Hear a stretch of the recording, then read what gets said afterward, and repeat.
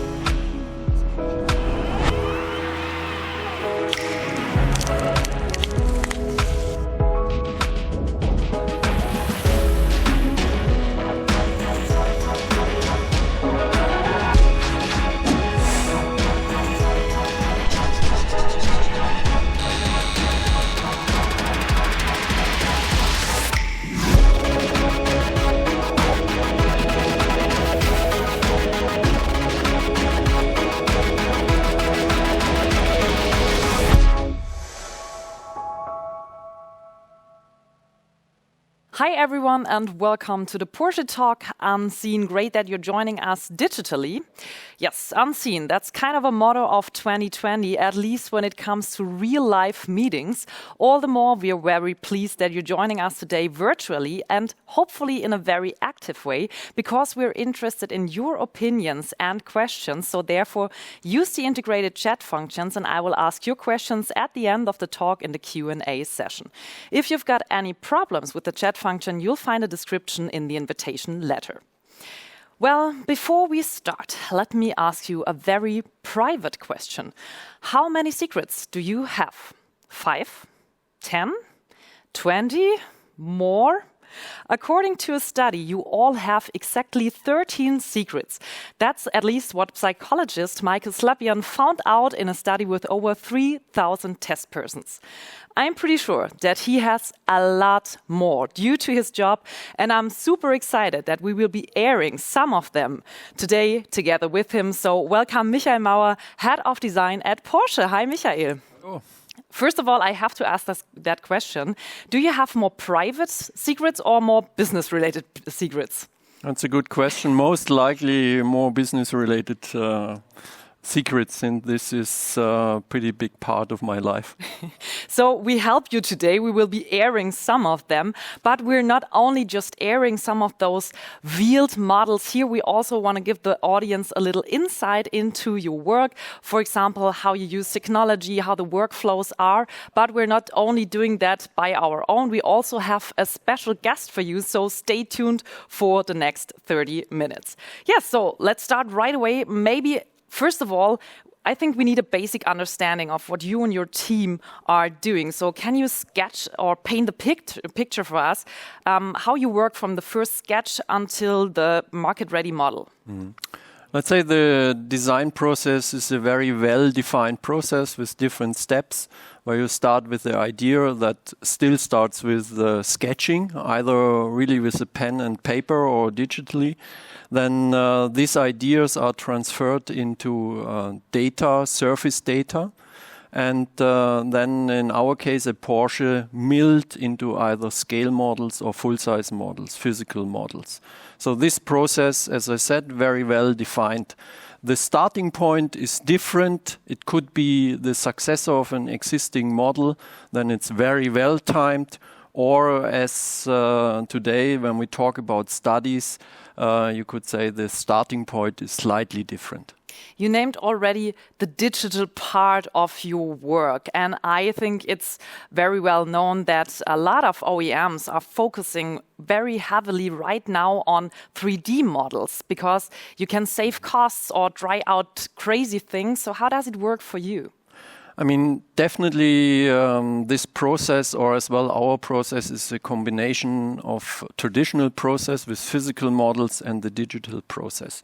We at Porsche are deeply convinced that the combination, or how we call it, this ping pong, so we go from the digital world into the physical world and back, that this ping pong process is really, in the end, will help us to come to better results, because you see things either in the physical world or in the digital world.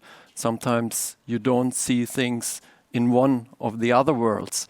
And with this experience, you really make much bigger progress in the project. So where do you feel more comfy? More in the digital world or more in the analog world? Let's say due to my age, I feel definitely more comfortable in the analog world. I'm still sketching with paper and pencil.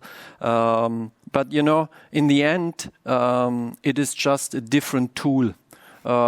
Still, as a designer, you have to have the imagination, the idea, and to bring it either to paper or into the computer.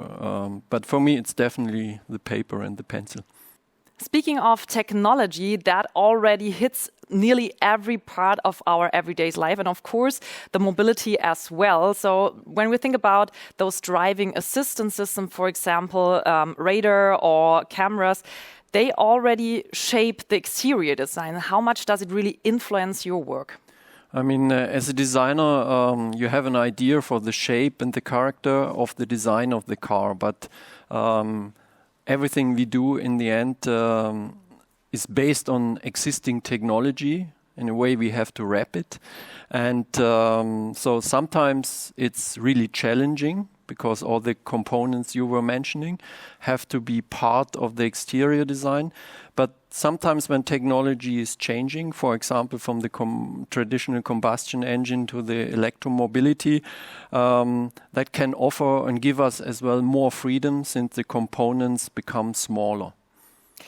And I think this is a very good moment to unveil our first model, because technology plays also a big role at this design study. It actually prevented this study from being developed further, but I think you have more details. So let's unveil our first design study, the Porsche 919 Street. So here is the beauty, and I think you can give us some more details about. Yeah, as I said, when we talk about studies for the future, it's the idea is always to travel really 30, 50 years ahead and see what is possible, and then going back, and that influences what we are doing today. And the starting point can always be very different. In that case, the starting point was the decision from Porsche to leave the Le Mans series, this LMP1 technology, which from the Porsche technology was extremely successful, was existing. And the idea there was, can we do a kind of street legal version based on that technology? And therefore, as you mentioned, the technology was existing, so the freedom in a way was limited. But then we were building around this car. And what is always our intention, that these models then are a starting point for discussion in the company, if it would make sense to realize this, to bring it on the street. And in that special case, it was as well the technology then was in the end avoiding to bring it to the road, because this racing technology is so complicated and highly complex that it would have been hard to give it really into customer hands. Mm-hmm. According to brain scientist Gerhard Roth, 80% of the people are change aversive. That means simply that they don't like changes. And you have the master task not only to find the balance between habits and necessary further development, but also you're not allowed to change anything which is connected to the DNA of Porsche and, of course, to the model. So can you tell us something about the non-touchable parts of the design of Porsche? Yeah, again, this is if we compare projects like production car projects, where we really have, based on our design principles or design criteria, we have certain things described that we basically don't touch. If we talk about this kind of visions for the future, since we go so far into the future, there are basically no conventions, there are no restrictions. Everything can be questioned. And by having this freedom, again, we collect some experiences that then might influence on our view on the current products. But it is to find this balance, to build up this tension between the history, the elements, the design language is based on, and the task and the challenge to further develop it. So maybe that's really the most challenging part of my task, yeah. But there are new things happening, and with the Taycan, the new sport cars era in an electric way came up. So what remained from the Porsche DNA still in the Taycan? Yeah, I mean, the Taycan as well, let's say the car as it looks like, in a way had as well its origin in one of the studies. But it started as a completely different car with a completely different technology. So we did just a, let's say, super sports car with 4 seats, but it would have been hard to realize this with the performance customers expect from Porsche.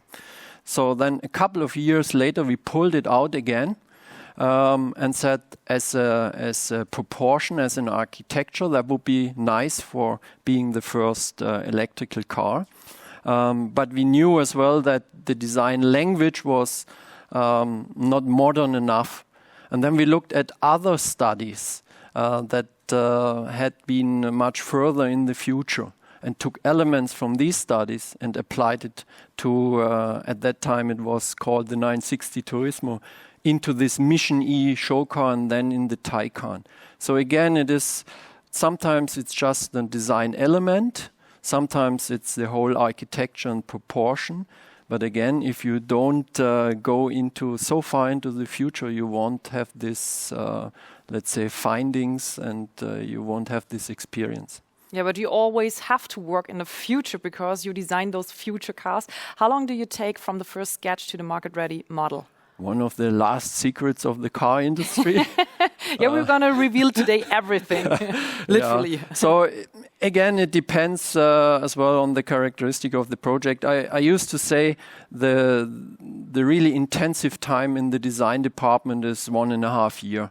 But and then it's a question, when do you start to count? And when is really the start of production? But I used to say, whenever we present a new production car to the public, the new 911, then in a way it's almost an old-timer for the designer, because we already started to work on the next generation. So you started to work on the Taycan years ago, and let's say if you started more than 7 years ago, it was very quiet on the electric market, at least at the customer's side or on the customer's side. But you really hit the bull's eye with the Taycan. So how do you get the feeling for the upcoming spirit and the time ahead? I think that's again the beauty of that we as designers get this freedom to go so far into the future, where I think it's as well a great sign of confidence in our work that the board members or the CEO, Oli Blume, just gives us a budget without knowing really what will be the result. But since we have done this, as I said with the Taycan, we were then, when the decision was taken to go into this electrical world, we were much faster, because years before we had already found an architecture that we believed then is very well applicable to this new generation. Again, this going into the day after tomorrow and then go around there, develop scenarios and concepts, then do studies like this, even as physical models, as a base for a discussion. And with this findings that change your state of mind. And with this, you go back to tomorrow. I think that's one of the keys for the success of the Porsche brand, that we do this. So before we unveil our next models, don't forget to ask your question in the chat. I will ask them at the end of the talk in the Q&A session. And before we unveil our next model, we're going to unveil our next guest.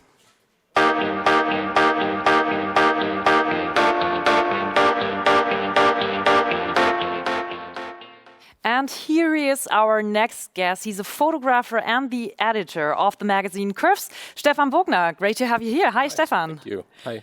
You were involved in that project from the very first moment. So tell us something. How did that project came about, and how much persuasion did you have to put into it to convince the people that it's a good idea to show all those insights into the sacred halls of the design studio? Well, the birth of Unseen was while taking pictures already of some cars. And I know the Porsche brand through the 356, through the 911, through the race cars, Boxster, of course. And there's so much more going on in Weissach. I would call it the Weissach vibe. And there was a simple question while we had some good coffee at your studio. Why don't we show it to the public?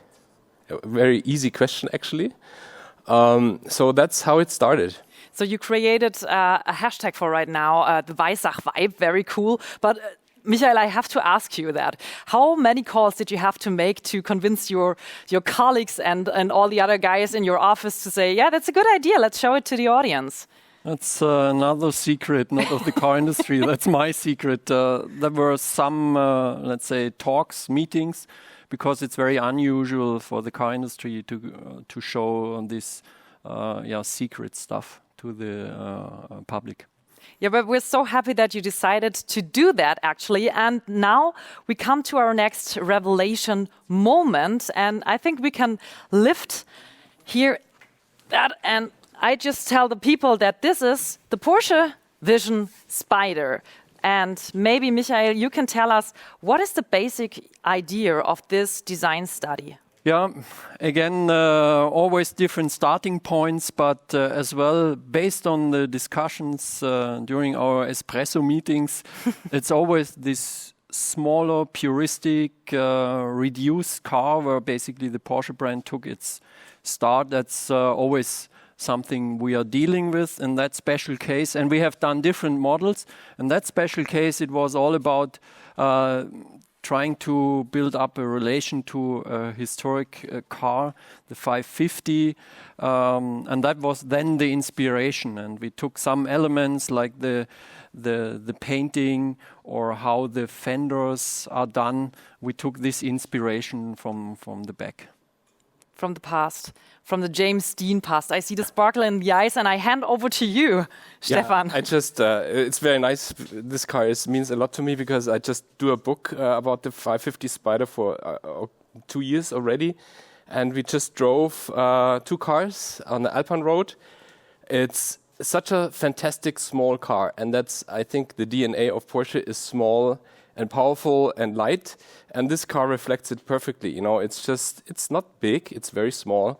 It has all the little details from the 550, like the back here, the fender. You know, it's called Little Rebel, you can't see. You see all the air intakes. Of course, the color blocking silver red is so nice. So it's just, I think, a perfect new interpretation of the 550, of the legend.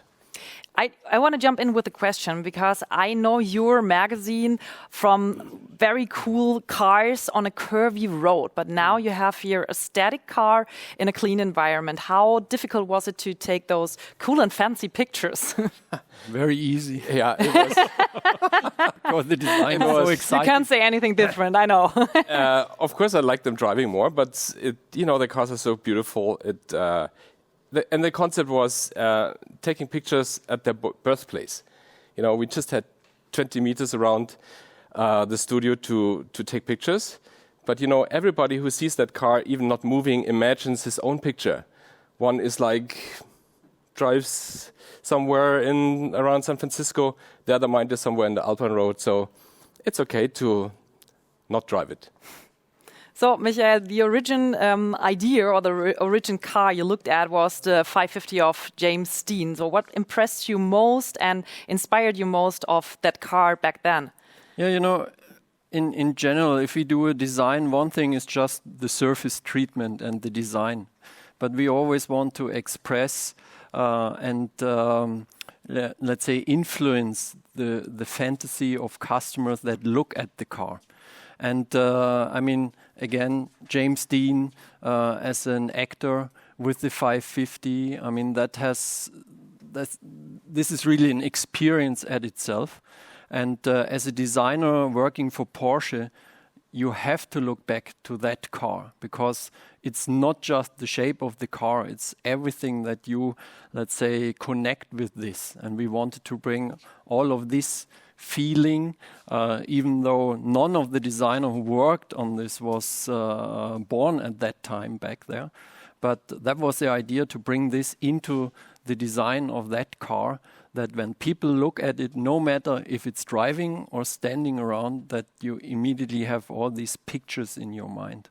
Maybe you can show us some details here, what is very interesting from your designer perspective. Yeah, again, what I said, I mean, first of all, and as Stefan mentioned, it's a small, very compact car, which is really a challenge. We were talking about technologies with today's technology, so very compact. Then as well, details where we wanted to introduce new design elements, for example, this headlamp. I mean, the 550 Spyder had these round headlamps.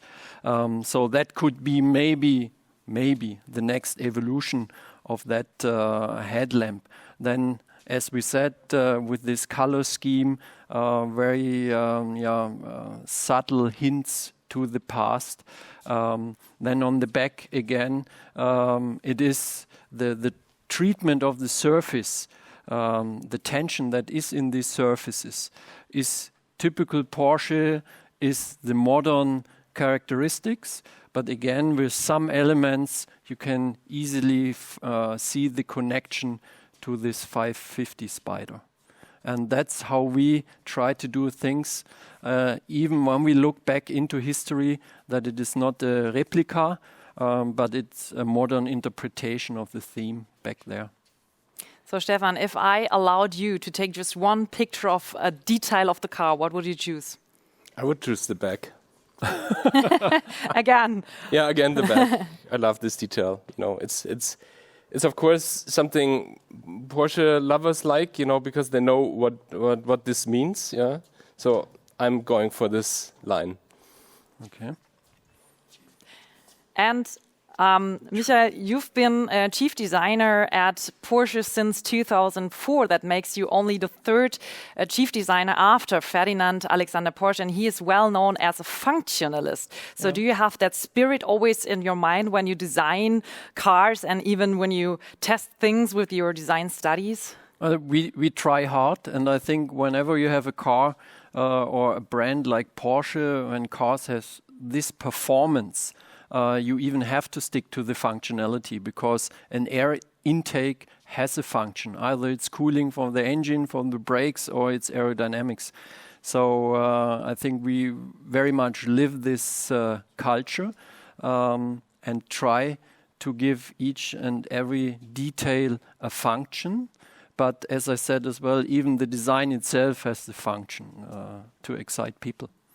Stefan, what was your first thought when you saw that car the first time? Wow. Very easy, actually. Yeah. Yeah, drive it right now. All right. Yeah. So at the end, I want to know, because it's a design study, which information did you take out of it to use it for other design studies, or was it just like, oh gosh, this was a playground for designers and it was so cool, but we can't use anything of it? So that was definitely the case, that we had a lot of fun working on this. Again, it shows that we as designers have a very good idea how we can further develop the design language, the surface language. We showed as well that a small car could be very attractive.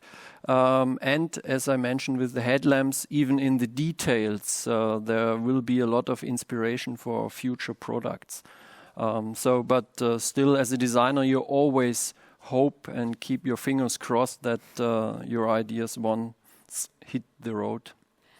And I think that's a good moment to come to our last, but of course not least, model or design study of the day.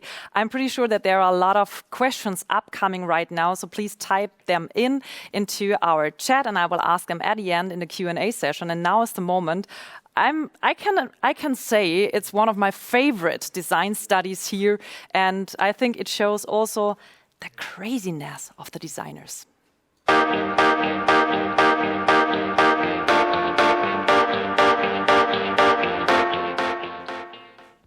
We'll come to our last design study, and I'm pretty sure that some Porsche experts out there are asking themselves right now, am I still in the right live stream?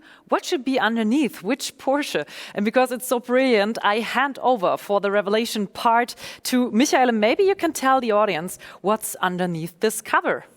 Yeah, underneath this cover we have the Vision Porsche Renndienst. Which is even written here on the side. The interesting part of this concept is that in comparison to the other studies, it was a completely different starting point. So it was really, we put out the question or the challenge, how far can you stretch the Porsche design language? Is it possible for a car with this size, with this proportion, with this architecture to apply and further develop the Porsche design language, that in the end, when you look at the car, you immediately have the feeling that it is a Porsche. And when I look at the car, I'm still very happy, and I think we managed this pretty well. I have to admit, when I heard about that design study the first time, I was not sure if that is working. But when I see it right now with my own eyes, I have to say, here comes together what belongs together. But in the end, Stefan, you have to sell that to the audience, because in the social media part, it's all about feeding the audience with the stuff they want to see. What do you think? Is it a tough task to sell this car as a Porsche to the audience? No, not at all. I mean, Renndienst is one thing everybody knows. Then imagine a trailer with an old ST or RS in the back. You know, imagine some surfboards, skis, snowboards there. I mean, like, this is, for me, it's a dream come true, actually. When I saw it, I ordered one. You know, so just put my name on the list as well. Okay. I have two kids. You know, this is a car which I actually need every day. So I don't think there's any doubt people would flip out for that car. So maybe they will flip out even more when you tell us something about those details, Michael. Yeah, again, as I said, challenge was we have a design language established on our production cars. How far can we stretch it? So the approach here, since you have pretty big surface, was really to build up a certain tension in the surfacing, very reduced, very puristic, but again, having this tension. And then one of the major parts was really to emphasize on the wheel arches, because that gives this kind of sporty feeling and give that car in this mono-volume vanish segment this kind of Porsche characteristics. Mm-hmm. Stefan, you're also the man for the details. What details did you like most when you saw it the first time? The first time, I liked the surface the most. It's like one surface which goes around. It's so beautiful. It's like attention also. And I like the front very much. Not the back side this time? I like the back side also. Also, but the front, I like the lighting very much. You know, I like the lighting design, the intakes. And if you look on the front, of course, I like the one-seater in the middle. This is like a super sports car for me. So it's all world in one, I would call it. I mean, just regarding the headlamps, I mean, I'm glad that you're mentioning this. because I mean, this is really when we worked on the Taycan or the Mission E, which was the show car for the Taycan. We were very much inspired by this idea here, how we could further develop our design language on the headlamps. And what you see today on the production car on the Taycan has here its starting point. Yeah, it's like the electric era with what you can see with the headlights, kind of. But when we're taking a look back into the year 2004, when you started, what has changed since then in terms of those design studies? I mean, a lot of things have definitely changed if we talk about the process, the possibilities with the digital world. We can go into virtual world. We can play this ping pong. So definitely things have changed there. We became faster. We have more possibilities. What didn't change is really this mindset, this spirit, this Weissach Porsche vibe, where say everybody is really is enjoying looking into the future, exploring all these possibilities, and in a way is as well very open to question things. So this didn't change, and I think is really the key for the success of the brand. Talking about this Weissach vibe, this hashtag, Stefan, you're going to publish some photos of this project on your social media channels. What do you think? What will work best for the audience? I have no idea. I think every car is so special. Every car will find its audience. I mean, it's 15 cars. So I'm totally open. I will be surprised how the reactions will be.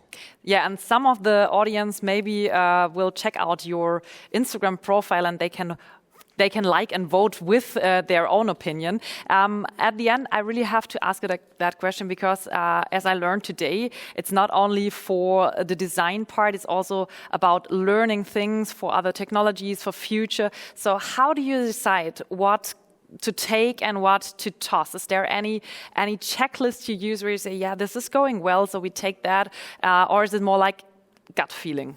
I think there are a lot of people, the decision makers in the big companies that would love to have this list, because then it would be pretty easy to take decisions basically saying, okay, this project most likely is more successful than the other. So I think this is not possible, or at least I can't do this list. So the big question is then, if you go into this future, if you go into this day after tomorrow, then first thing is you explore there everything. You develop scenarios, concepts, and then you have basically different possibilities to approach these future requirements. And then in the end of the day, it's really a question, how do we then in the design department decide? And honestly, I think it's just the intuition.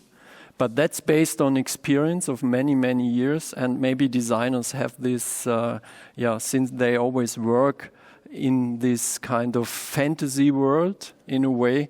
That's a kind of experience, but it's a guts feeling, yeah. So he's literally the man of secrets, because I think if you had this checklist, you wouldn't reveal it to the world. I'm pretty sure about that. Stefan, what design study would you wish for and why? I mean, you saw a lot of studies already, more than we can show here, but is there any study left you would love to see? I would like to see a drone, a two-seater drone, a silent two-seater drone to fly, because I think that's the next step of transportation, will be flying. You know, people do wingsuits already, unbelievable 30 years ago. And actually, I would like to have a cargo bike, a cool Porsche cargo bike because I'm living in a city, would be a challenge. Big inspiration for me already. These are completely different starting points to talk about studies without wheels or just two wheels.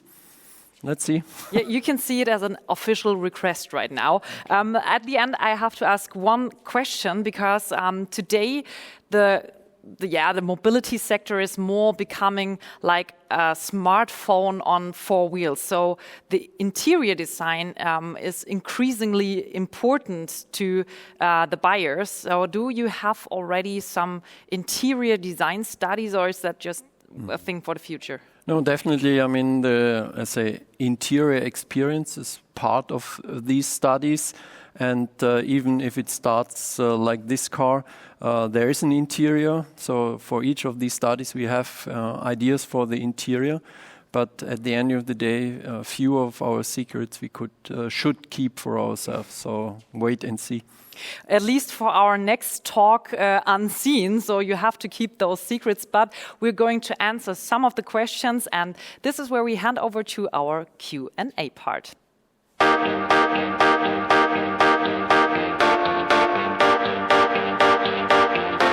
So it's not a smartphone I use, but it's a tablet, and there I have the question from our Q&As here. So the first question is, how many studies had been developed so far? A lot of studies.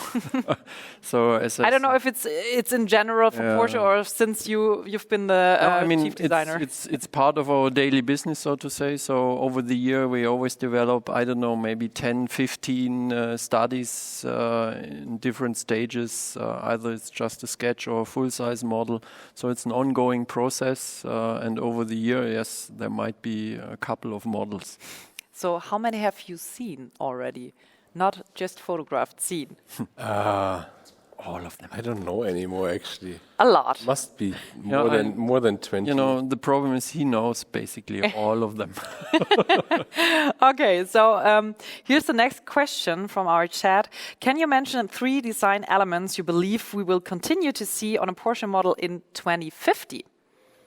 Are you still working there? 50. Now I have to go back because we are already in 2060.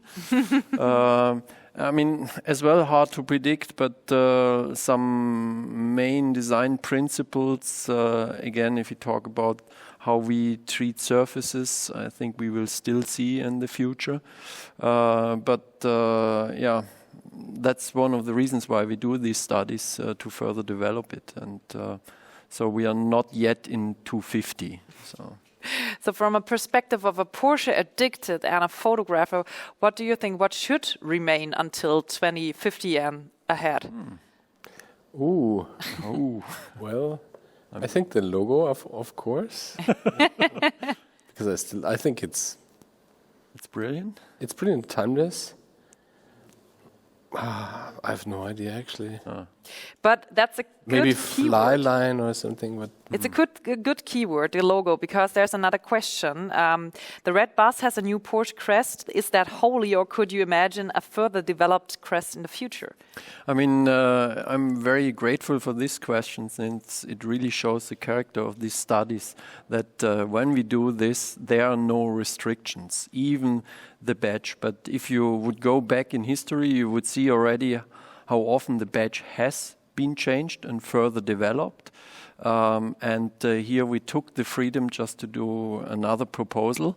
Yes, it's definitely something with the badge, with the crest, with the logo. You are very, very carefully. So I think that will take another, I don't know, maybe 50 years before we see such a badge. Speaking of challenges, there's another question. What is the most challenging design of Porsche? The most challenging, I mean, the most challenging part is really if you have a brand like the Porsche brand with this strong history, where you always try to create a connection to the past, but still try to be progressive and, let's say, keeping the design language very fresh. I would see that this is really the biggest challenge for us designers. So what is the biggest challenge for a photographer? Which model is very challenging to capture? Like from these we have seen in the book? It was this one, actually. So why? Because the surface, it's a one surface model. There are hardly any shadows to play with, so that was the hardest. But I think you did a good job. Thank you. So next question is, how do you decide which sketches will make it into a clay model and which will be kept in the computer? I mean, again, there is no, let's say, existing list. It depends really on the project. It depends on how much we are convinced that this would have either a chance to be realized later, or, for example, in that example here, where we really wanted to find out how far we can stretch our design language. You can't do this in a virtual model. You have to do a physical model really to experience this, that you are able to touch it. So there are different criteria, but it's from each project to the other project different. So here's a question. It's quite similar to that we talked already about, but I want to ask it anyways. What design feature is untouchable for Porsche? The logo, the badge? We talked about that. Yeah, but even there, as I tried to explain, that has been changed slightly over the years. And these studies basically show that all the design cues we know today have to be modified and further developed for the future in order to still have a very fresh design language. And if you would like to push this process in the first approach, you have to, let's say, challenge every design cue. So there are no restrictions, and then you go back. But again, I think these models show you can go pretty far into a new world of design languages. Next question is, what importance does design have for the brand, and is this changing? Now asking the designer, I would say it's the most important part. But again, it's always the whole package. But the design of the car, first of all, is the first thing that you see on the product. It is not just the shape, it is as well the message that is behind it. So design is important for creating brand identity, and by this building up a brand. And as a designer, again, I'm deeply convinced in technology. It will be much tougher in the future to differentiate brands by technology. So I'm as well deeply convinced that then design becomes even more important in the future.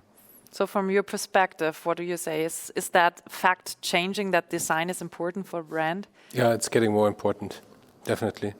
So you can see it in the past, it's getting more and more important. So a good position for Porsche, I think. For designers. For designers and for Porsche. So your job is saved. Next question is a very interesting question. What's the motivation behind making Porsche Unseen? And I think the keyword is today.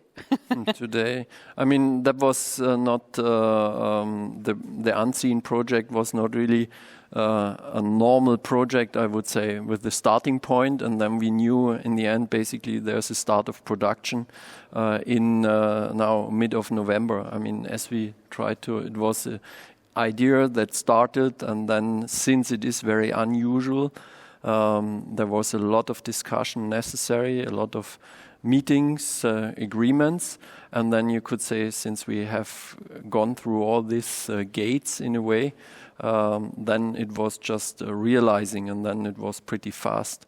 So you could say in a way by accident that it happens now, could have been happened as well half a year ago or maybe half a year later, but we were deeply convinced that this is a good idea, and we are happy that today we can show some of the studies.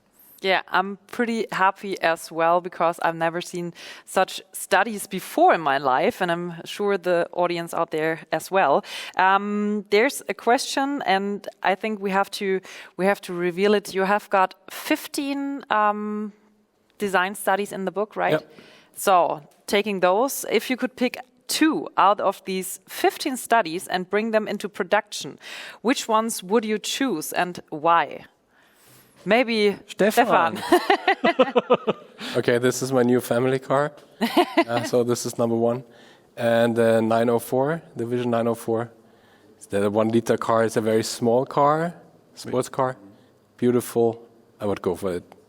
So maybe I can ask you the last question, which was also integrated in this question. What model are you most proud of?